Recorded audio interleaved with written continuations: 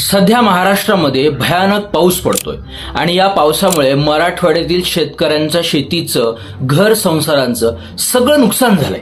आता या शेतकऱ्याला बी बियाणं घेण्यापासून, त्याची लागवड करण्यापासून, शेतामध्ये मजूर लावण्यापासून जो खर्च आला आणि आलेल्या धान्याचं बाजारात विकून जे पैसे मिळणार होते, या सगळ्याचं भयानक नुकसान झालंय। आता या नुकसानाची भरपाईसाठी हा शेतकरी सरकारकडे प्रति हेक्टर 50,000 रुपये द्यावे अशी मागणी करतोय। आता प्रति हेक्टर म्हणजे काय हे समजून घ्या। प्रति हेक्टर म्हणजे 2.471 एकर शेती म्हणजे प्रति हेक्टर।